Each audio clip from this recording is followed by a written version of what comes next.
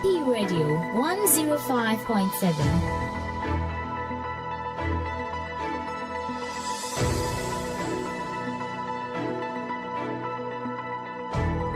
Action Power TV, the way of salvation.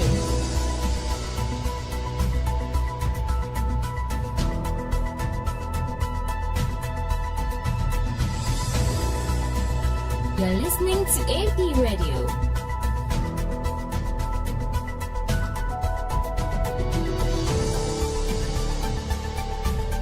Action Power TV, the way of salvation.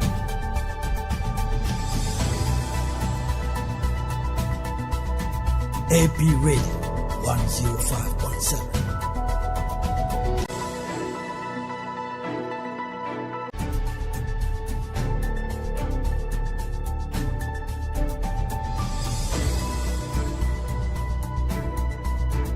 AP Radio 105.7.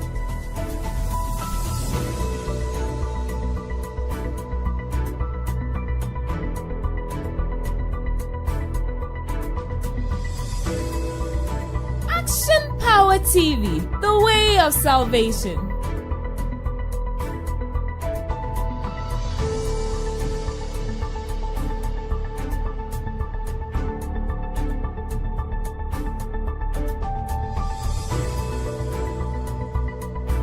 You're listening to AP Radio.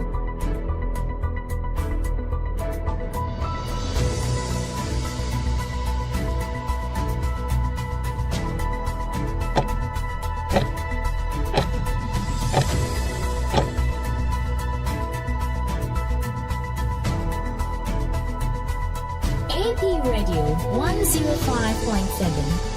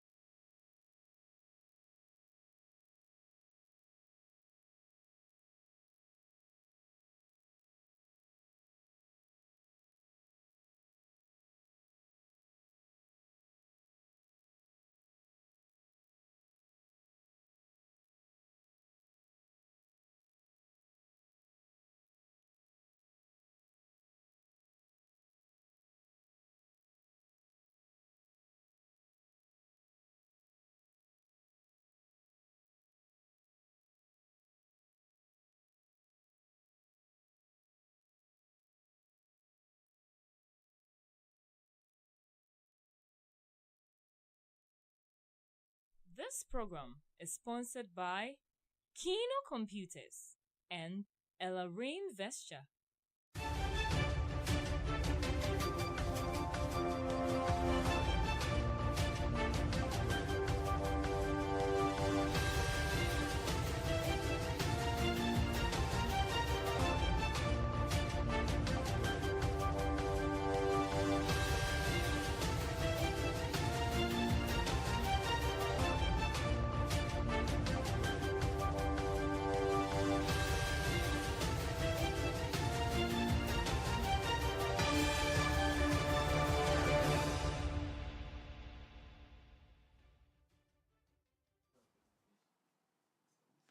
Ene yo bobo so me no ne de to sonson wa frimpinu ene aduonu no mu aye wo mu me ma yetiefo ne yahwefo nyina ha ebra so sansam horo aya boaboa no sa ye mpram to bra kase bo no me de basommo na eyensam wasisi ye mayimu ene ya manhodo so nyina yensam no etifedo bi eni Ghana mampani akasa eriafa Power Distribution Services ya hodro ho no wase kwa eje akofo mu nyina no ejina bibi so nti no mo ankasa ebo wo mo homoden so mo bepejam bie afei santehene tufo se tutu ababio enso ahye se ohini bia wo bechu galamse mo no obetu ade so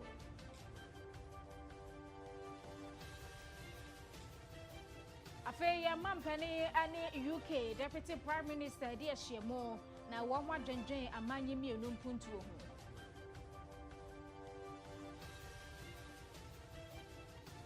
Yekwo ensan foforo mu a Philippines ye de beto mu anim sa typhoon bi ama no homo no so ewo ho na eguso a ekoso sane ye wo mo se yesa ne ma no enya asem kuma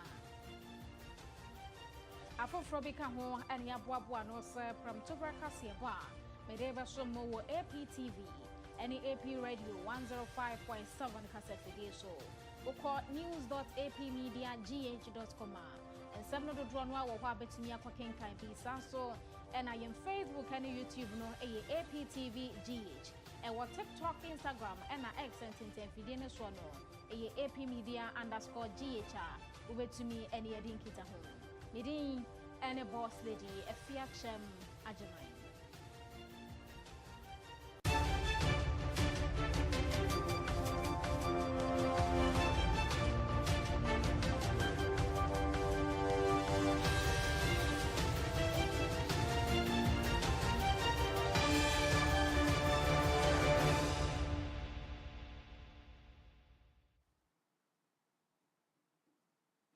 Ewo yanyina wa hoden ho ensemo no ye mampani se Power Distribution Services PDS ya ede anyina ma hoden eba ye fiefie homo ene ma ye nkane ahodo no wo kyerɛ sɛ aban no ede ankwankwaku ahodo be hyehye mu ɔse ye ka ho bi na agye agu no wɔse ye agye agu na nyɛ na enye o na nso so no wɔn ana edi akotene wɔ sa PDS mu yi wɔn antene wɔn ani anase wɔn antene wɔn ho amfa wɔn ani anhwɛ ankwankwaku a Wamodo wamaba beshemu no eno ne nam so ema saa ne ema ne nyina si ya ne nyina mahoden ho nsem ekofom no nanso ne nyina mo no ema pani e de aso apofom se solar power project eno ne nyina mahoden a enya e de free awie mu 200 MW wamo enhyase na omunni hu dwuma e wo dawa industrial enclave ho se be ye betumi aboa ye mampani kasa no eno so pepa no se ye nyina mahoden ho nsem ebetumi agina na so nti mra bi atwamu ena na Power Distribution Services eje agua eneye wo mo behwe de nyina mahode yenya efri awiemu aba beka de yenya fri nsuo mu no ho ne no so etumi aboa yen to comment on what is possible if the public and private sector work together. I know that there was an attempt to involve private sector in power utility and at the distribution level. And we all remember the example with PDS. PDS was not a bad thing. It is just that it was handled wrongly and many people had personal interest in PDS, and that's why it failed. But there's something to be said for injecting private sector efficiency into public utilities. And I gave an example before. Enclave Power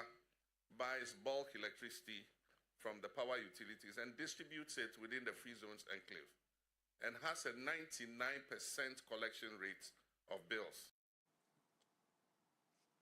Yamampani etwaso and watchra yense DNA wadi aso bofom se ye hyase nyinamba hoden ye nya free awiemu no wo se eba ye adwuma wo mayimu no ebetumi aboa pa se wo mo anye ne sa nyinamba hoden ho nsam ebegie egu no so otwaso se yi.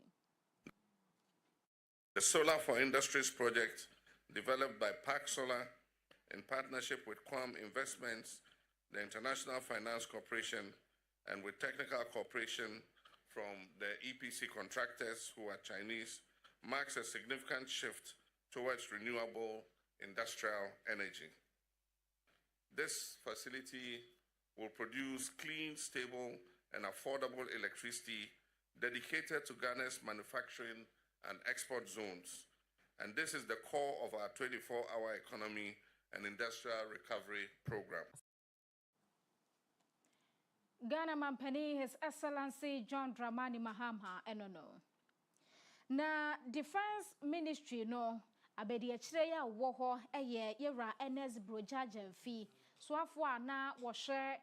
ye bambo ensam so no won na yera boama wato na nanom ewo ense adro no sesei na bedi achire na ehwemu kwapem se aban de beyi obi foforo na wakwa mra hye bedwafie edede ekoso ewo Defense Ministry akwakoto dwa enkanka ene ye mampani ne private jet ewiem hyan no a wadi tu kwan ko baby opese wakro no na emretia bi munie 2025 March bosomi ni mo eno omde kopie mu ewo France abrochi memu a ensiesi ahodo ekoso ewo ho na ennam se eniame ahodo asai ewo wiemhyen hu do so nti ye raise wo mususu senka July bosomi ni mo ena wiemhyen no betumi abaga na ha na enso so no de ekeka ho bi a wo moye ya ka ho nti ena ama no akere no wo se enche bia wo mo awie omo bebo ne testing na bibia etimi tutana kwamu a ababe pie mu ewo manyimo. The reported corrosion spots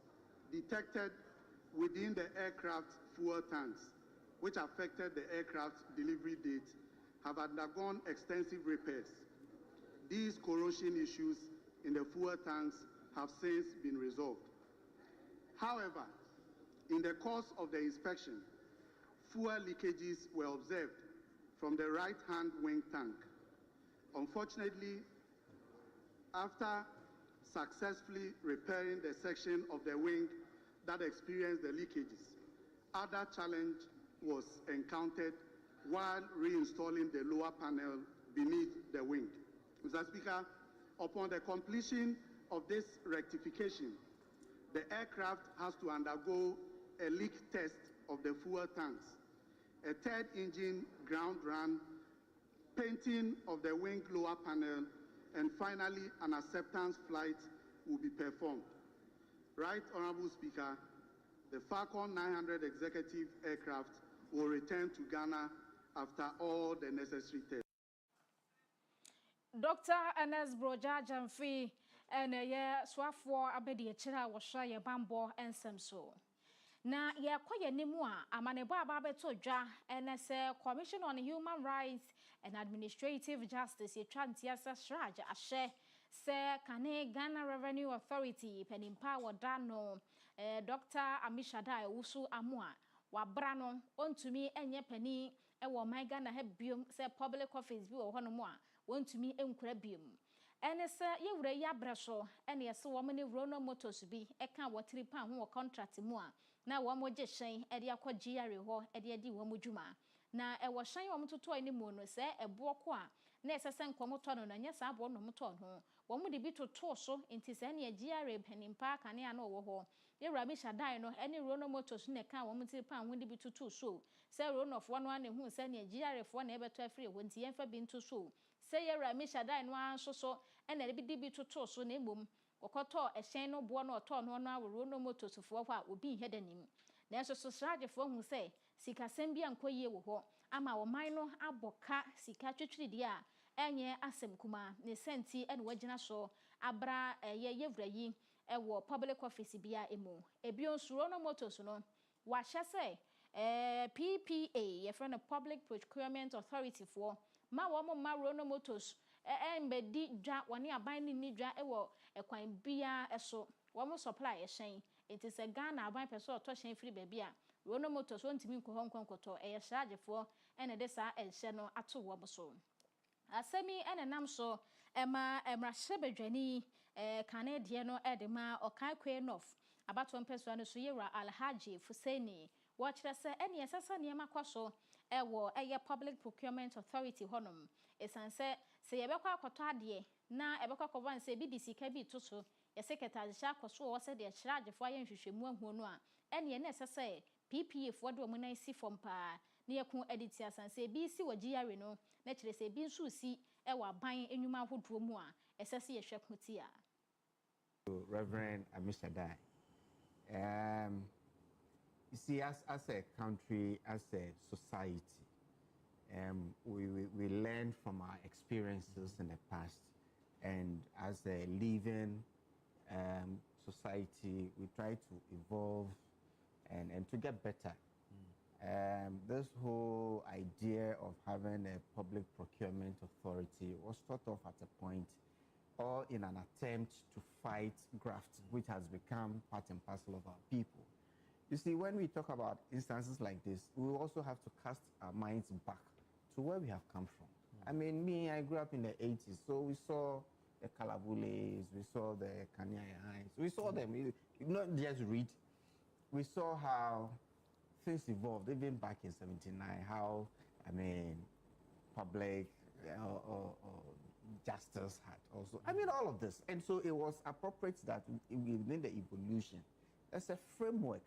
to take care of aspects of our lives. And those, as part of the evolution, public procurement it was a very sensitive thing. People enriching themselves on, in fact, sometimes you see some procurement documents, some pricing given to specific things, and sometimes it's kind of worrying. So this authority was put through, it's a whole framework with a backing of an act and all of that. And so you expect that we play within the framework. But human as we are, there's always a whole temptation and all of that. I won't sit here and declare that the fact that Shraj has come out with all these findings, it's an outcome of a process that Shraj undertook. Ora Alhaji Fuseni isa ayekane mrashabedwani dima Okaikwe North abatwo empeswano. Na yetwo so Ghana Tertiary Education Commission GTech for ahye se degree won krata bia e free Swiss Management Center University bia no omuntumi emfanye dwuma e wo Ghana ha biom enti so akwaje degree set bi wo mo wa enimu untimi fa nkonkope adwuma neno na lawyer Martin Pegbu ede abeto dwasa da bi enye sa na sese eba lawyer Martin Pegbu akirekire mu se e free 2012 ede besi 2018 nim na Swiss Management Center University womo baje tumi krata ede free National Accreditation Board ho e wo my Ghana ha enti e free 2012 besi 2018 ni de obi a waje tumi krata free SMC fo no ho bia no ne yetumi je tum wo Ghana ha eye adwuma na lawyer Martin Pegbu atworo ho krata de akopie mu e wo court se GTech kase wosi wo mo kwan de a ene na 2012 besi 2018 na ye ma wo mo ho kwan no degree ankrofo waje ne sa abrenim nyina mpese mo kire se etwam wana eno na ye wura ye gina so se entumi enyiye eba sa na obi a waje nkrata wo mo ho a me no kase wode ye adwuma no wagu nanim ase ebe ete se wakosuku bia ye nyi ntomu ene wakwaje tumi krata de ba ye adwuma enso na enya sa na tie ne yanje wo motum enti petition ni mu no ene wose GTech formula bonten won mo meka sa asem mo kan ye no won wa ne kan so omo boa se waje accreditation na se waje degree e de free Swiss Management Center ho a ubetumi e de aye adwuma baby apese ode ko bia ubetumi de akọ afen so wo hwe ni mu se GTech fo beba bonten no ma ba be kire yen temamufo ho se de wo mo kan ye no sei na e kire se de ente se biom enti se wo ye adwuma bi na obi kuta Swiss Management Center University for a degree in krata no wode ba ubetumi age se be ye beboa mo wo mo so enye nnwuma ye a withdrawal of the GTEx letter that they don't recognize my client's certificate. GTEx should withdraw because it doesn't add up. Once it was GTEx, formerly National Accreditation Board, that gave my client's university, the Swiss Management Center, the accreditation to run the programs, and those programs were duly run, so students subscribed and then followed the prescribed course, passed and were graduated. It's too late. It's not constitutionally possible to reverse such a thing by saying you don't recognize that. Article 107 of our Constitution is against retrospectivity, or if you like, retroactivity. Yeah, so that's the argument. Yes, so what it does is that, you know, this particular decision strikes at the core of administrative justice, as stated in Article 23 of the Constitution 1992. As I stated earlier, once there was recognition, you see, there was certificate of accreditation, all right? They were duly registered. And so once they ran those courses and students went through the prescribed courses, passed and graduated, no law permits any institution to now come back and say, I'm coming to cancel all the certificates. No, it doesn't work like that. It doesn't. Article 23 of our Constitution is about administrative bodies, that they should be fair. They should be fair in all their dealings. So fairness doesn't allow such a conduct. And most especially to Article 107 is clear that even Parliament is not allowed to make retroactive legislation or retrospective legislation. No. Obia to me across your pomo awie na yamano na boarding krata free 2012 versus 2018 munye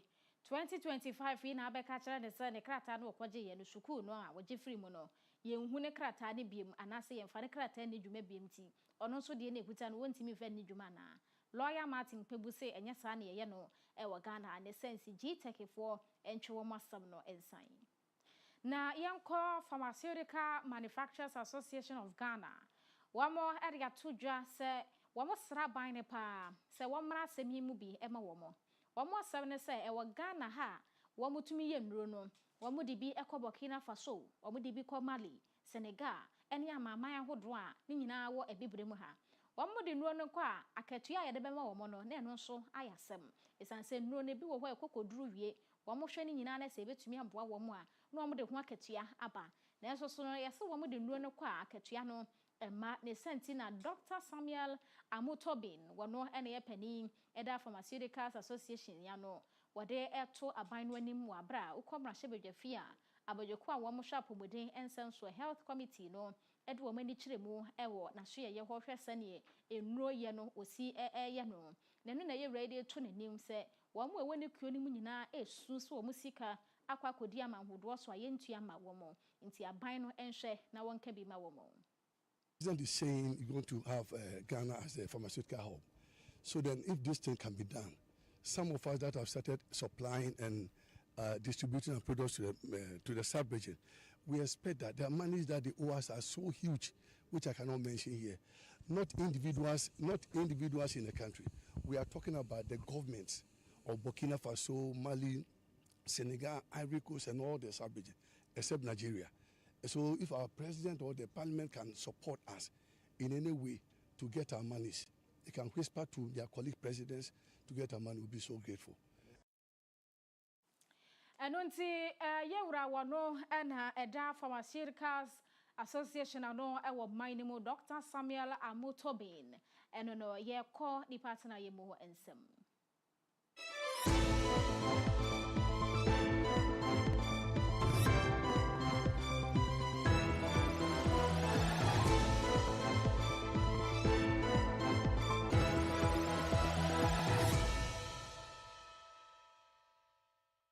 This segment is brought to you by King's Home Studios.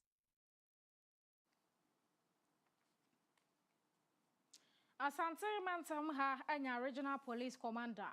na waba so no en waso na niwe kiremu ewo Asante hene 24 say to 2 ababio na nase na wono soso edna nundisem akwakoto nanim wakoye a wakasa no en Asante hene ensoso de ne de eto aso se wono sa santema mu ha nyina wono e na hwaso no wo makwan magalamsey enkoso e wo ha wabra nani etuemu enti wodi kan abokoko sa enhemfo mo do mo ho hye galamsey mu no owotumi so otu wo ade so ne senti wo mo nhwo mo ho yie ene we ya wo kan nye se wonye bi da ewo 2004 August bosomi ni mo ena ukọ sabronum nananom atena nkonwa ensase eso a jase hene ba mu hene ene achiame hene wo ho tu wo mo ade so sanse be to dwa se galamsey no mo di mu akotene ya wo ye mu hwehwe mu hu sampa wo mo ka ho bi ene wo tu wo mo na afei ewo 2025 yi mu a February ede ba March bosomi ni mo ene no so ohwim hene ahaye nana kwesi ba ye wo toso mienu ono so tu na ade so enam galamsey ehun nsemu nti sante hene de wo se galamsey no wonye hu sa ka ho bi na nhwehwemu ni nya bubba wo de a enya de a wo bepene so ama watumi atena konya so betu ade so nti wo hene bia entie no wontu ne ho fo bia ko fala betu o hene no so so o mu ni so wontimi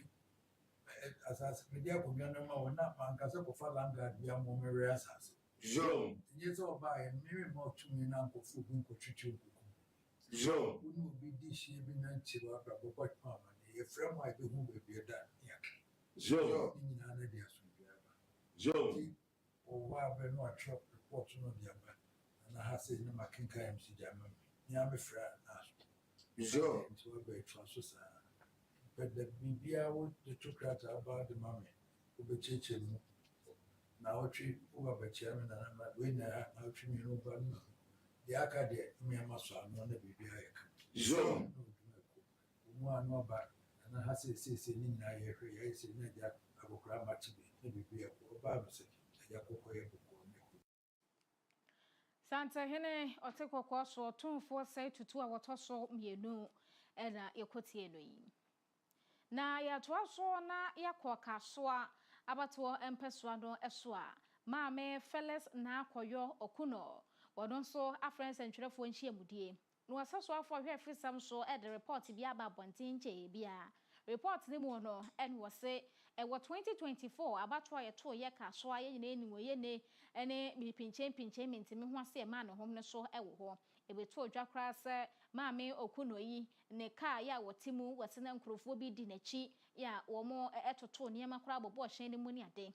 na maame esa beka ase asam no enye nokre ene ne nam so ma interior minister so ba abonten ene wase asam no enye nokre bai esiye ema wankasa wo ka se eye maame ha wakumsia saa bre no wono enana eye mrahye bedwani edema wotu senya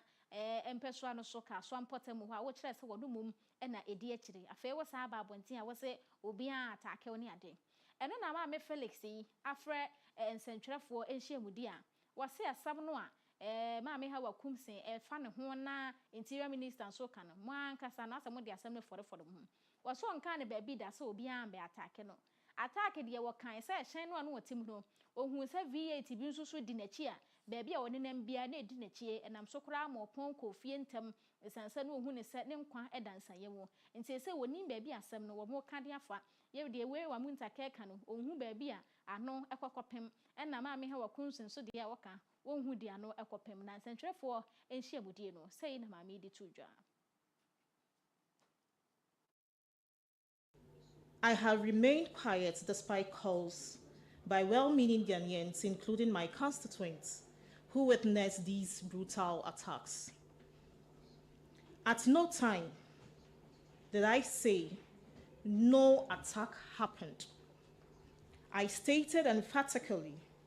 to the task force that on the election day during my rounds, I noticed my convoy was being followed by a V8 vehicle, allegedly known to be used by Hawakumsin and a Nadmo pickup, which had a green government number plate. After visiting some polling stations, I decided to go home because I felt my life was in danger. So I am convinced that at the conclusion of this investigation, the truer facts will emerge. On the issue of unwillingness of persons who witnessed these acts to testify, this is entirely out of my control. There are videos to some of these attacks, and these are available for the committee to aid their work. Kaswa ane mpata mumra shebejani wo ho ma me fellas and the friends and trefo nhia mudi ade ye kwaso no so ne fam de abetudwai ye kwa chifo etibo kwa mensi no emu fi mantam ne mu omo na busini e wo council fi mantam ne mu omo na busini e wo council of state ne mu owura Hakim adai omo frɛ no sanso na aban ne mpanimfo bi e ka bi wo mu nyina omo to omo safrɛ ne sɛ omo boa sebeya e wo mo empatam ho no so ene ama betumi akoye e de ama wo mo nana obo aman ansa apentia samoya wo toso mienu ena yesa na ahene no yesra bank omomodiana yenso yenya telephone communication yes schools ye wa enne nano me call school back ICT teacher din o say mouse not nano mouse no wa draw mouse wo board so na mewra ho enne ICT internet akoba bia ise mofra no yetimi emomo ye ICT no tumi pass na ba bia ayikura ni ho communication no network ni o ye den wa yi nti ebesra bank yehia communication ewa ha ya loro kwan enye kura na nsen eye owura Hakim His Excellency Council of State member anu aboa yen kakra ona ya no asa aboa beguso na yetimi afa so kakra osuto a ka ma Excellency John Dramani ne breso no oye cocoa roads nti gates no me ye ni nyina na almost stop cocoa roads nti ye kwa ni nyina asan aye dotem kwia nti ebesere se yakwan aban emehwe man afi na emoaye sana hene ya wo etimokwa na watankonya ensase eso na obo aman ansa apenti asamo toso mienu eno no enu akire na sana hema a omanya na foforo ye fra no nana oye siabia wotoso mienu osanso ya samo akrom ehema ono nso de nsamudo tu dwana wo hye emabunu nu nkura nana oye siabia ya wotoso mienu ono ene yesa na hema enu akirei na etimokwa yanto ahene ono nso yodimafo obenfo esiedu date Agyemang ono nso ese enkabomu hiapa enti de wo sere ne se wo moma nkabomu ni wo kan se beye asumdwe betumi aye adwuma na asumdwe ni ho ampuntuo nso eni baabi nti adehwe ni nyina nka wo homom ema asumdwe eni wo kan se beye a empuntuo so ebetumi aba samwakurum ahensem nso eye institution Ghana constitution ena ema ho kwan na etoto ede boa amanyo ene oman siesie asumdwe de eho hia ma oman bia asumdwe nso eni ho ampontu entimi mba mehwe menem penin na ya pra asumdwe ede amayeman na etimi aboa ama aban nso enya asumdwe de ebu oman no na wetimi de impuntu ene impuntu dwuma ho a ohyehyɛ ede ama oman no ebi abedu etimokwa amamu ha ebi aka asamwa krom na yetimi aboa apagya Ghana man no nyina na Ghana man aye krabehwe Gyanto ahene ewo etimokwa na natankonyansa aseso odimafo obenfo asiedu date Agyemang eno no ye twa ho agye aboafo nkrato ye ba ye kodwade mu ensem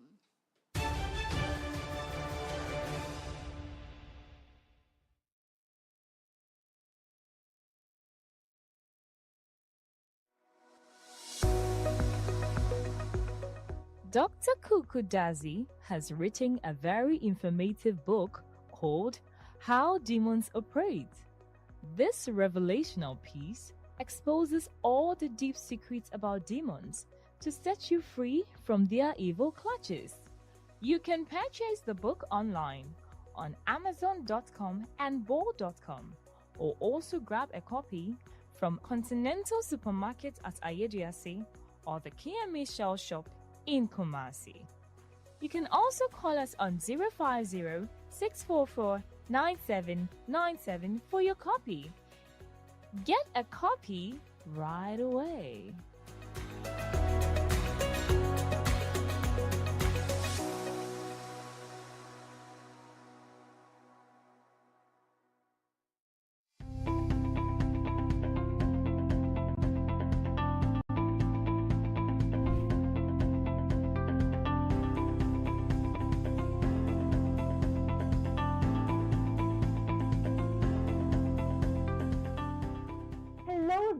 I welcome you to Kino Computers, your one-stop shop with the perfect tech solution. At Kino Computers, we give you the best deals on quality laptops,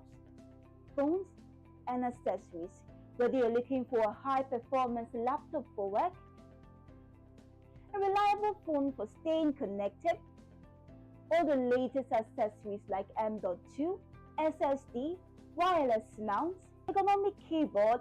and USB adapters to boost your productivity, we've got you covered. We also provide expert repair services as well as nationwide delivery on all our products. Visit us at Adum on the ground floor of the Abanaba Plaza near the Relish Health Shop for unbeatable prices and exceptional service. For more information, call us on 0248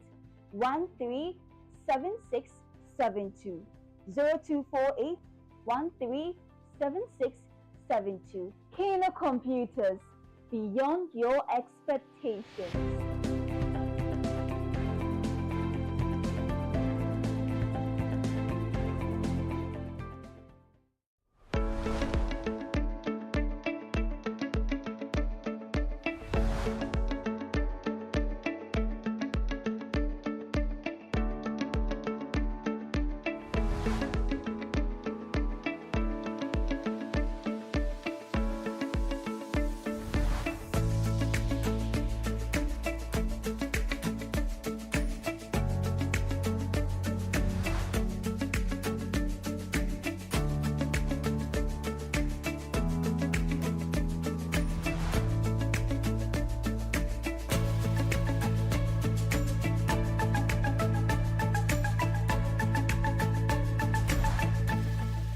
Download the AP Media app now at apmediagh.com/app. It is currently available for Android devices. Coming soon to Play Store and App Store. For desktops, UPS, toners, and printers galore, Pogbell Enterprise has got it all. From CCTV cameras to office chairs that keep you in style at affordable prices that will make you smile. For schools, businesses, and individuals alike, we have what you will surely like. Contact us on 0245 099 786, 0245 099 786. Pogbell Enterprise. Shop with ease.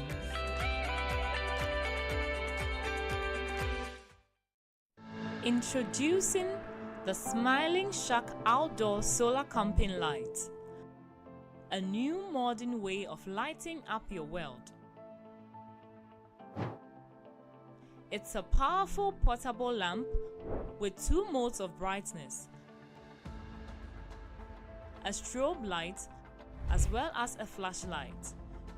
You can power it through solar charging or Type-C charging. With a built-in high-capacity lithium battery, you can also use it as a power bank to charge up your mobile phone through USB. To purchase one, contact 055 051 5323 or 053 520 3534.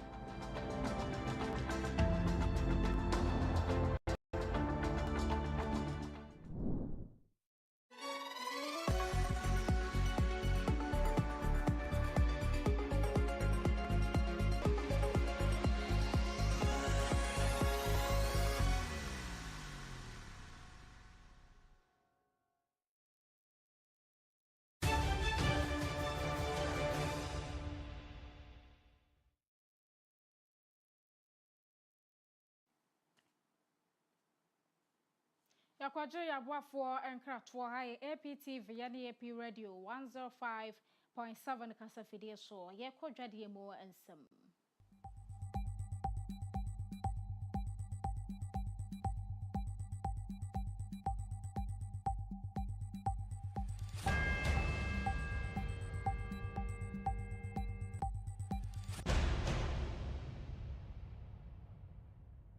This segment is brought to you by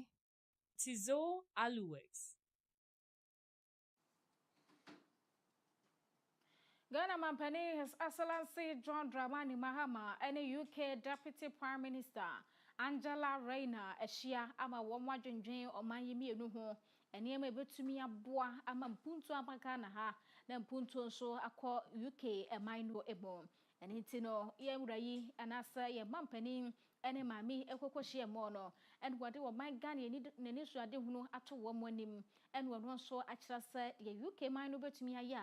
obebo wo man ya ma yenso yetumi akoye nimbia no mo betumi aye na Ghana ye find yenso aye beye ede ama wo mo no yenso ye beye amankita hudi a eda Ghana ene UK ntam no ebetumi amia na maami Angela Rayner ese wo hu se Ghana ye mampani a wabayi ede dwumadi e friend 24-hour economy aba wo gidi ye se sane 24-hour economy aduru ewiase afa na nyina na aman dodo no a na agi atom ehunu se de Ghana mampani di ba ebetumi aboa pa aman bi wo ho a ahyase ewo ma bi ti se UK de wo mo ya adwuma da mu ni nyina nti ohun se ye de bi ba Ghana ha no ene wo se ya de pa ene ye mampani ba no a ohun ni ye se mampani hyehye ni ye pa de a ebetumi aboa ama ye nuama ahodo a ye ne man yi mu no etumi akosoro ne de bi akwa amanhodo so a eno so de mfaso ebebre Ghana. To have you. Of course, the relations between Ghana and UK are excellent and are historical and will continue to be. There's not going to be any change in our foreign policy towards the UK. We even want to work so that we can move our relationship to an even higher level. We have a lot of bilateral cooperation that we want to look at and see how we can align some of those things to fit the vision of the new government. And so we'll be sitting with your representatives here to see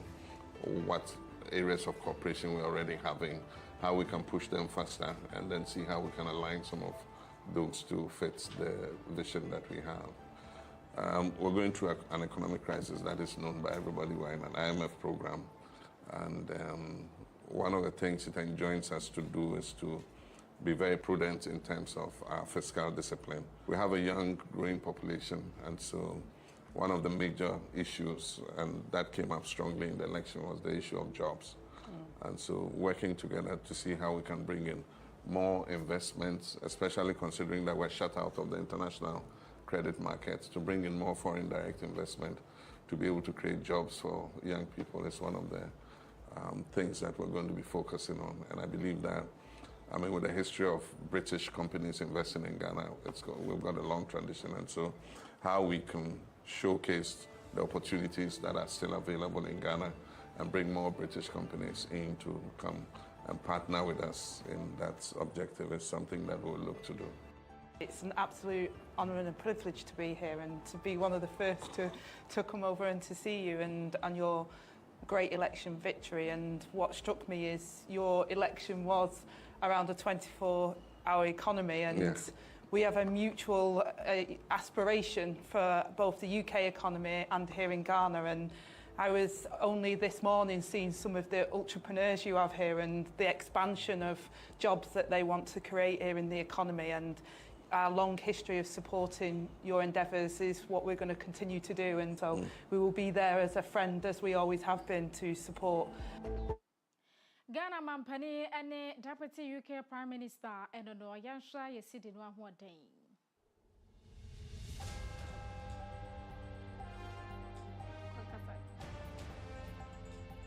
Washa America dollar doa ejina 10 cities 91 pesos e kobasa ukotobia.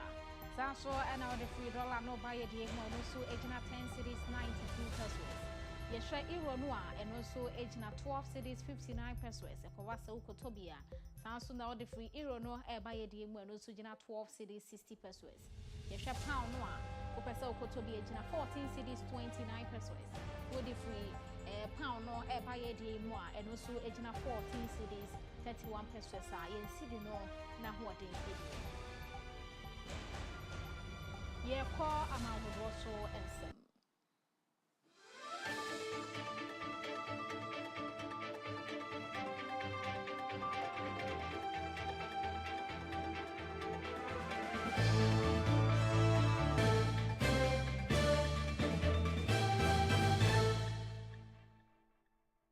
This segment is brought to you by Desat Solutions. Yɛde kan de ato mmɔden sɛ kɔ Philippines a yɛsɛ typhoon bi a wɔfrɛ no Kamagi asi wɔ hɔ ama nipa dodoɔ bi nam so ato anan boanseɛ do ɛbra ne yɛbɔ amaneɛ no na egyina nipa 49 a no wɔn sɛ amanebɔ bi kora kyerɛ sɛ bi betumi abɛka ho sɛ deɛ atra afri Philippines mu akɔwura Vietnam mu a ɛhɔ deɛ nipa ato ananom wɔ nseɛ do no amanebɔ kyerɛ nipa bɛ 200 a ɛnyɛ asɛnkuma etie hɔ nso Wamugo so eden nhyehyɛ ne ntoto yagodo egu akwan mu sɛ bɛyɛ betumi aboa na nipa dodo a wɔmonam so hwere wɔn nkwane baabi a typhoon no esi no obetumi ayiyi wɔn afiri hɔ de akɔ baabi foforo a ɛmo nkwa ebetumi awɔ wɔn nsɛm a ɛnkɔba ne sɛ wɔn bɛnam so ahwere wɔn nkwa. The most powerful storm of the year made landfall in Vietnam on Thursday evening, bringing winds close to 150 kilometers per hour and heavy rain across the central part of the country, which has already seen extensive flooding this month. Authorities have put 260,000 soldiers on standby and 6 airports are now closed. Officials warn the storm could cause severe flooding and landslides as it moves inland. According to the disaster database, this typhoon is so far the world's deadliest of 2025, killing at least 114 in the Philippines, where it flooded entire towns. The free Vietnam emine mu banono Samuel K. Yeboa edi agudi mu nsamoba.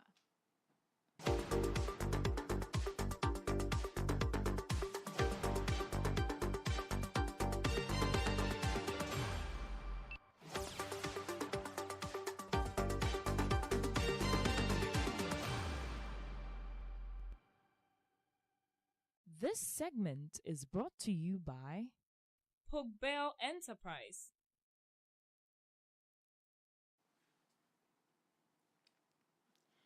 Ebo Same ayakradwa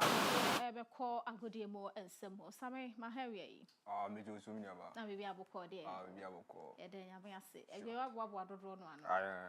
fa ye bo mo agudi mu se na me to aso e dia me so ye Samuel K. Yeboa na me hyase a me hyase afisem esanse enim se makan asem se da kwesi ada ebe kumasi krobia asante kotoko betoa Accra House of Folk, yes, I want to company mantem. Na before that, man folk so kasa. Na oko House of Folk, omo NCC, and as supporters, chairman, papa your friend Alaji, Yusuf Abdullahi. Odin sembia ba betuja. Na papa ni semuno, or pa kire se, referee, Reginald, Collins, Amwa, referees appointment committee. Aboni din se, onona enei, ometwa them, and omegina finfin, na omedi jumano. Enfama Ghana man na neman koyi no omo de mpanifo ne sesa no papa ne na kasa asem no osi omo sesa no musuro because papa we no utimi se wadidi di kotoko ne house match bia ono abaji tumu se oye mfumso ne ade anti omo mpese ebi kwa kosi biem na biem so na opa kire se be bia papa ne su fi no eno so ye factor na me mpese ebe se me na me kan hye papa no nti ne mema yeti papa no yes papa na nkasa na no asem kasa say from the horse's mouth and yeti free papa e friend Yusuf Alaji Yusuf Abdullahi so me ba to papa masro atamba ko bi ehia me atamba ko bi ehia me a me supporters free mo mamenda and referees appointment committee I don't know me who dear omu who Reginald Amwa ho sonko a other referees intimi ye yankasa fa referee ho sa nembom wa ye bia me ye ho pen e wo president cap clean goal a wanje actually o say e yamfom so e ne bai sa particular match ye match bia ano o hye obi alusu match enti wo bedi ne troka bia the agitations been in Sambi, and Animyama will leak in Mobeba form. Ye Panacho, ye periphery appointment committee at Chow. So, bet you among the son. Or want to make the son or Monajuma Hobine. German, Cecilia, Masha say a co referee. Yes, I will be painty and a bois, a friend is saying, a boy, as what's the way dinner on the Bahua, no, in the near they also here as the chairman, so one no supporters in Casa say, officiating the new money baby or Honoma, a beer. Na enya se referee na enya ye ne bia supporters na anti ase nti o munya abotre na me sure say match no the way so no mpanifo atena ase ahwehwem ye pa every so betimi handle game ni ye enum dia hye ne sa se enu na meton kra pasro enu na meton kra ma ne se di mpawo hoi eyesi ahonya yeah eyesi ahonya se every no tikuma o stadium na chi hwa e di se eni kuma se fo ebe bobo now the referee free kuma se a na o pa kire esen.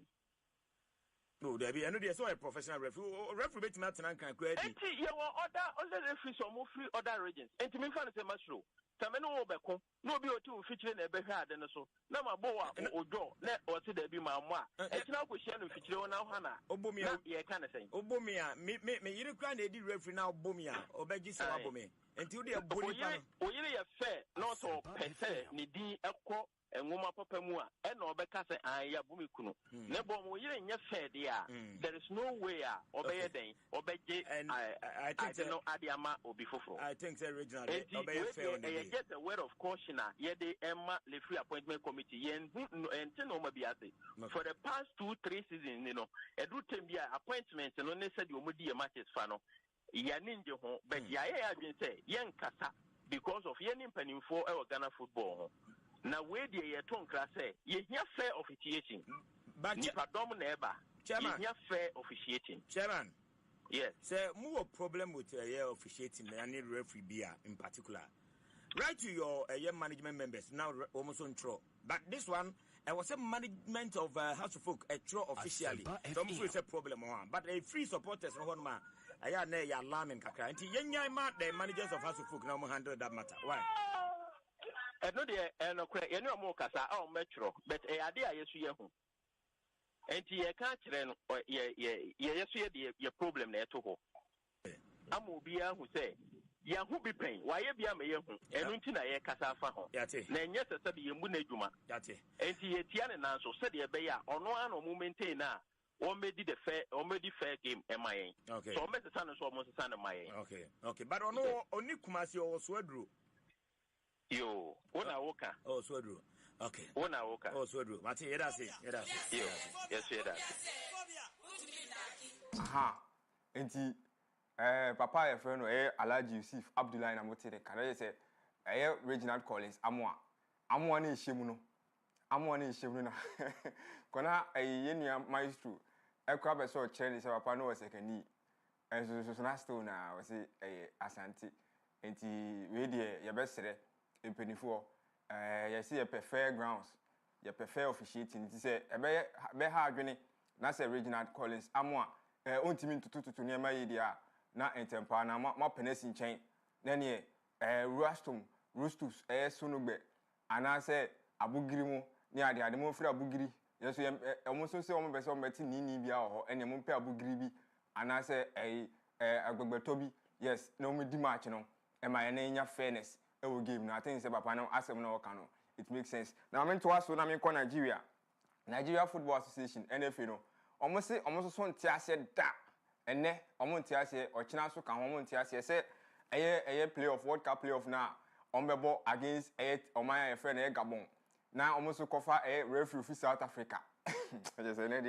referee for some kwa na me de ba you omo so omo ntia ase you say referee friend Tom Agbongila oye South Africa ni onene backrooms ana say omo so be di assistant line 1 so fi South Africa line 2 fi South Africa VAR room for nyina South Africa for omo say omo de show omo kra ni say omo ni South Africa for enka eba na gudi ma omo ya atamfo na say crucial match say ba na FIFA wo ko appoint referee wo ko appoint obi of South Africa and South Africa for ni si da bi da omo ntia say tell we stories na referee for mi ye nyina say omo ntia say house for ni so omo ntia say Nigeria for so omo ntia say na say referee for ni de nei boni omudi wo wiase de ano worship na me to aso na me ko FIFA uko FIFA for aso ye nura the nominees by na eni gi seme wom ni say nominate goalkeepers no ma na fam no Ghana itimi nya representative ho ababa ayo friend ye fini deep Conland yes Black Queens goalkeeper no penifo enso timi nominate ni bi enti ye hwe nominees no for FIFA best women's goalkeeper yes yen ready we anema si koye eno FIFA the nominees na ba anema koso papa FIFA best goalkeepers female for no producers momoaye ni hu de we anema be si akọ FIFA the best female nominees no yen ready we anema si ko e wo ho yes mama me bobo so na omo amoame a me ha me boa me ho ubenya baba wa friend Berger ubenya Chen ubenya Katako a o yes Spain ubenya Donga Mary Epps ababa wa friend Imad Endler Evard Hampton yes Ghana ni ababa wa friend Conlan esusu shemo ho ina ndozie Nigeria ni ba no goalkeeper no su ho ababa wa friend Nicole Ngoy Ndimi Morehouse Lorena Anos anase Panos edina no hye Peng Tapia Toulouse Joyce Van Domicela Oko Netherlands mana woni demo ho Velasquez na afi Yamashita the next say Japan eno no kwa copy na he midfielders best midfielders nominees na senesi ko ubenya Arias out of Colombia ubenya Jude Bellingham out of England ubenya Moises Caicedo out of Academy Chelsea ubenya Frankie de Jong out of Academy Barcelona ubenya Bruno Fernandes out of Academy Manchester United ubenya Enzo Fernandez ono so Chelsea Grafenberg Liverpool Football Club Joshua Kimmich Bayern Munich afenso Alexis McAllister ye team friend Liverpool ubenya Scott McTominay osina Academy team friend Napoli Jamal Musiala Bayern Munich Joao Neves team friend PSG Ruben Neves si Academy Al Hilal Saudi Pro League Michael Olise esina Academy Bayern Munich Cole Palmer Chelsea Abrante friend Pedri Gonzalez Barcelona Declan Rice Arsenal Fabian Ruiz PSG Antonio Anase Bernardo Silva yes Manchester City Ernest Federico Valverde Real Madrid Viet team friend Liverpool Bayern Leverkusen yes Leverkusen to Liverpool Vitinha so PSG now Ushima best defenders no yes Ushima best defenders no nominees no say na nema nsi koye ubenya Abrante friend Paul Kubasi Osina Academy Barcelona Marc Cucurella Chelsea Alfonso Davies Bayern Munich Di Lorenzo yes Italian international Ruben Dias esina kan edema Portugal and Man City Denzel Dumfries Inter Milan Guerrero Bayern Munich Hakimi PSG Dean Huijsen Spain Ibrahima Konate esina kan de Liverpool and France Kalidou Koulibaly esina kan de Senegal and afi Al Hilal Saudi Pro League Jules Koundé Barcelona Gabriel Magalhaes Arsenal Marquinhos PSG and Brazil Nuno Mendes esina kan edema team friend PSG and afi Portugal Otamendi Benfica William Paco anase Pacho esina kan de team friend PSG Antonio Rudiger esina kan de Real Madrid and afi Germany William Saliba Arsenal and France Thiago Silva 40-year-old Thiago Silva esina kan de Fluminense and afi Brazil national team no Dayot Upamecano Bayern Munich and Virgil van Dijk esina kan de Liverpool it we money best defenders no na ye hwema best goalkeepers nominees no se na sikoye obenya Alisson Becker osina kan de Liverpool Yasin Bonu Al Hilal Saudi Pro League and afi Morocco obenya Diego Costa osina kan de Porto Thibaut Courtois esina kan de team friend Real Madrid na afi Belgium Michel Di Gregorio esi Academy Juventus and afi so Italy national team no Gianluigi Donnarumma esina Academy PSG and afi Man City say Man City na PSG obenya Abrante friend no Fabio osina Academy Fluminense 44-year-old Fabio obenya John Victor osina Academy Brazil afi so obenya Martinez yes Emiliano Martinez osina Academy Argentina Eduardo Mendy esina Academy Al Hilal Saudi Pro League and Al Ali Saudi Pro League nim obenya David Merritt osina Academy Napoli Abrante friend Meyer Brazilian afi obenya Manuel Neuer osina Academy Germany and afi Bayern Munich goalkeepers no Jano Black esina Academy Atletico Madrid afi subenya David Raya Arsenal Sanchez Chelsea Unai Simon esina Academy Athletic Club Bilbao obenya Jan Soma Inter Milan obenya Sevilla osina Academy AS Roma afi subenya Szczesny osina Academy team friend FC Barcelona obenya Weverton Brazilian Pro League no Palmeiras and afi Williams Wayne Williams osina Academy Mamelodi Sundowns say anso Africa yenya ba mienu anase miensa Mendy and afi Yasin Bonu and afi Abrante friend Wayne Williams osina Academy Mamelodi Sundowns na wo hwema series koye FIFA the best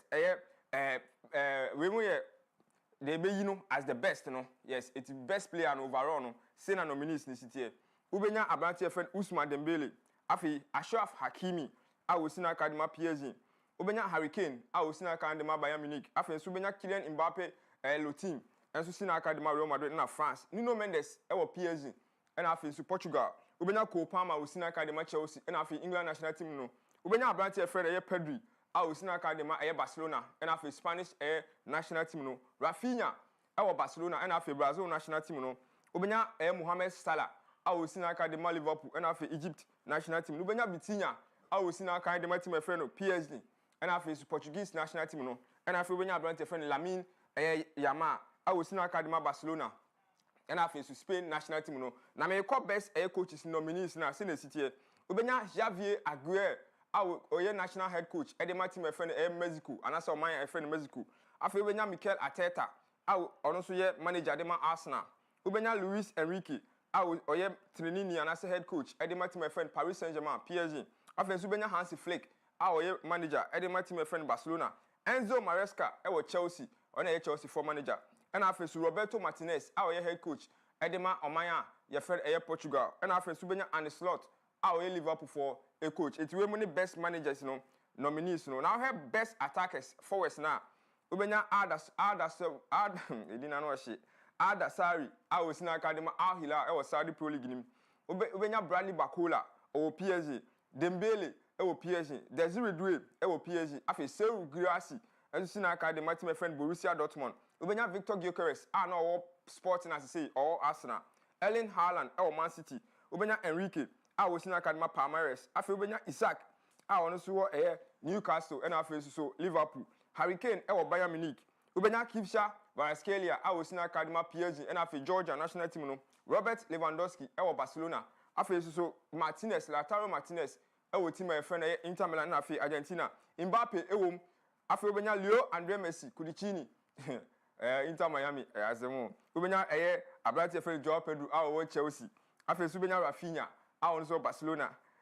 Matteo Retegui. I was in a case say Saudi Pro League no Atalanta, but say Saudi Pro League Ubenya Ronaldo. Our Anna say Mohamed Salah, Vinicius Junior, and after Lamine Yamal. Now shockingly, Abrante friend William Alvarez and 24 I'm Fanam. I am for one say Bakola Bede Desiree Doué Bede Ubi and modern most so any part of my team friend Atletico Madrid. Now more year selections here. And I say best attackers are more in essence. To me say, we are see the fairness in whole football. And 24 year corrupt, papa. Because I brought any more than 1 hour dead, I know she say Bakula, no more than a baby. Minimum Bakula, Bakula. What I meant to ask you. Now I call and Europa matches a course. So my boss will tell. Aston Villa. Eti meeting afie shemi no Maccabi Tel Aviv ento mi ante Bologna any brand match no ko eti penku bi an shebi afen so eye Ferencvaros e wo ye Hungary no o she miensa Ludogorets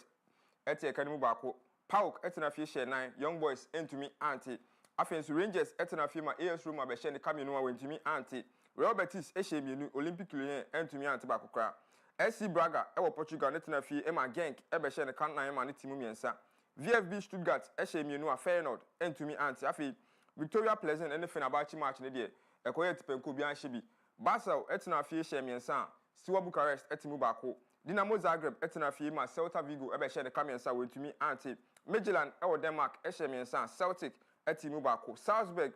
ewo shemienu a team my friend Go Ahead Eagles into me anti. Utrecht etina fie share bako ma Porto enso share bako. Red Star Belgrade share bako a Leo into me anti. Mamo FF ewo Sweden no Panathinaikos ebe chino. All the way from Greece, Eshen Kabako went to me auntie. OJC Nice of France, Freiburg, Ebeshen Kamiensan, or Timu Bako, and a Stormgrass. I did to my friend Nottingham Forest match today. A quiet to go to rest standings now, top 5 and I say top 8, Midtjylland in the Dinka 12 points. Freiburg, I toss me 10. After Ferencvaros, I toss me 10. And after Celta Vigo, Monet, SC Braga, Aston Villa, Olympique Lyon, and Victoria Pleasant, I try to ask Honma, Sana Cote, now, and a match is new. And I said, me and Sabi Bekoso, Europe, Ewenya Elche, our Tenafi, our Spanish La Liga, I think it's a fresh Sociedad, Werder Bremen, any Wolfsburg, Pisa, any Cremonese, I know Italian Syria, Paris FC, any Rennes, away of France, and after Ghana Premier League, Nations FC any hohoi United. Na international break inti match next week na be kona teams ni bia sha say drop yomo squad ukoma England for the na ba betoja Dean Henderson, Pickford, Pope, goalkeepers. Afia Benya Dan Maguire, James, Kwanzaa, O'Reilly, Kwanzaa, and after Brante friend Spence, and his Stones, defenders, no. Ubenya Anderson, Ubenya Bellingham, Jordan Henderson, Abrante friend Rice, Rogers, Scott, and after White, William midfielders, no. Ubenya Bowen, Eze, Foden, Gordon, Kane, Rashford, and Saka. Now we call Francis, Series City, Ubenya Lucas Chevalier, Mike Maignan, Brisamba, defenders, no. Lucadini, Malo Gusto, Lucas, Ennua, Theo Hernandez, Ibrahima Konate, Jude Kunde, William Saliba, Dayot Upamecano, Rene defenders, no midfielders, Subenya, Eduardo Camavinga, yes, N'Golo Kante is back, Mamadou Kone, Michael Olise, and our Zaire Emery, Rene midfielders, no attackers, Subenya Magnus, Aklush, Abete friend Bakula, Ryan Sheki, Ekitike, Randall Kolomwani, JP Mateta, Mbappe, Enafi, Nkuku, Rene France squad, and now Argentina, so I see the city. Ubenya Jeronimo Ruli, Walter Benitez, Abrante friend Nano Molina, Afi, Ubenya 1/4, Abrante friend Christian Romero, Nicolas Otamendi, Marcos Senesi, Nicolas Tagliafico, Valentin Baco, Alexis McAllister, Maximo Peron, Afi Rodrigo Depaul, Enzo Fernandez, Thiago Almeida, Giovanni Lo Celso, Abrante friend Nicolas Paz, Leo Messi, yes, Leo Messi is back, Guillermo Simeone, Gianluca Prestiani, Abrante friend Nicolas Gonzalez, Lautaro Martinez, Jose Manuel Lopez, Julian Alvarez, and Afi Joaquin Panichelli, Raymond Rantia, Papa friend Lionel Scaloni, Atunes Afroma, international breaky, Umbesia Kaiti Messi is back. Samuel Dase. I was your Samuel K. Aboa, and I did a good year when Sambra Ewo AP. And we are from to Recassi boys, so you imagine us so near the Nina SC, a brand new Bovra Modo Donoa. Now, news.apmedia.gh.com. I have one of the Akogu will be to me, Aquakin Kainvi. Facebook and YouTube, APTVGH, TikTok, Instagram, and X and Tintin Fidiano, APmedia_GHR. Over to me, any Edinkita home. Midi, I'm a just saw and a boss lady, Afia Kyem, Agyemang Makramo.